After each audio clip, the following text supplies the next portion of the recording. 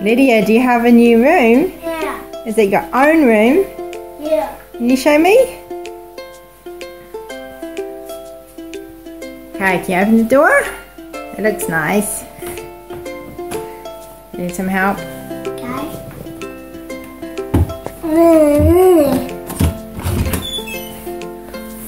It used to be Josie's room, so last night was Lydia's first time sleeping in a bed, not a cot, hey? You did pretty well. It's a pretty bed. Where are your toys?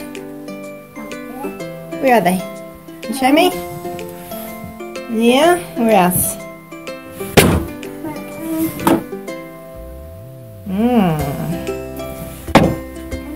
And in there as well. Yep. And you get a nice mirror, eh? Oh, what's in there? Your clothes. Yeah. Yeah? Where's your books? Yeah. Some there. Where's your other books? Oh, up there. Nice. Bye. Are you happy? Yeah. Yeah. Hello. So I just wanted to give two different thoughts. So this last week we've done shifting around bedrooms. Lydia's now in her own little room. She was in a cot in Hannah's room before, but she's growing out of that, so we put her in her own little room. And also usually she touches other people's stuff, so then she can't go in their rooms because she just can't control herself on what she touches. So now she has her own little room where she can touch anything. And then Joseph has his own room, and then Hannah and Esther are together. And so, well, it's the second week of the holidays. We've done a lot of cleaning and decluttering and stuff.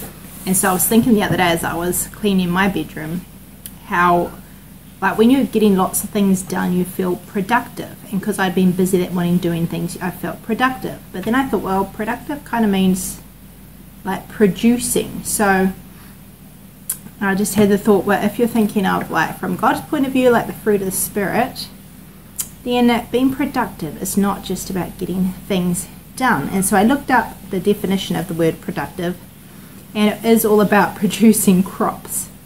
So yeah, I thought that was an encouraging thought, because sometimes we don't get much done, especially if we have children or if we have other things that might get in the way of what we want to get done.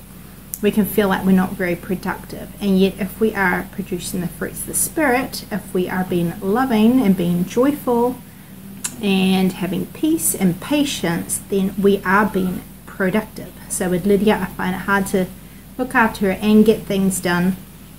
So yeah, and I might feel like I'm being really productive and getting lots done, and yet if I'm snapping at her and being impatient and being unkind and unloving, then I'm not, in God's eyes, really being productive. So being productive is not just about what you get done, but about what you are. So I hope that if you find it hard sometimes to be productive, or if you think of being productive as just getting things done, that it may be an encouraging thought to you, that being productive is not just about getting things done, but about doing what's right ourselves. And another verse I've been thinking about is 2 Corinthians 4 verse 8. We are troubled on every side, yet not distressed. We are perplexed, but not in despair. So Paul wrote that. So I was looking at what the definitions of the words, and troubled can mean hemmed in or hard pressed, or pressed. So he says we are pressed or troubled on every side, yet not distressed.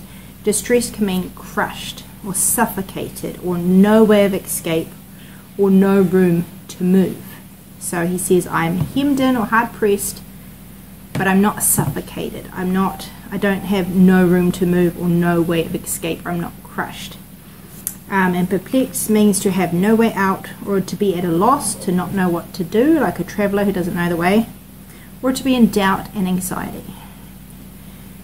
And despair means to be utterly without resource and giving up all hope of deliverance from God. So he says, I am perplexed, I'm at a loss, I don't know what to do, I'm in doubt or anxiety, but I'm not in despair. To be utterly without resource, to give up all hope of deliverance from God. So I think that's a good verse to think about. Sometimes we feel kind of trapped, we might feel like we might have obstacles to going forward or whatever it is, and yet there is always a way of escape. We do always have God's help. We don't need to feel, crushed or to despair. And we may feel at a loss. We might not know what to do. We might feel like we're in doubt and anxiety, but we don't need to despair because we always have God's help. We should always have hope in God. And another phrase that kind of sums it up is pressed but not oppressed, at a loss but not utterly at a loss. And Matthew Henry said of that verse, the apostles were great sufferers, yet they met with wonderful support. Believers may be forsaken of their friends as well as persecuted by enemies, but their God will never leave them nor forsake them. So if you are hemmed in or hard pressed or at a loss, you don't need to despair because God is always with you. Are you doing good work? Yeah. Okay, go. Why? You do it? Did you just rub it all out? Daddy.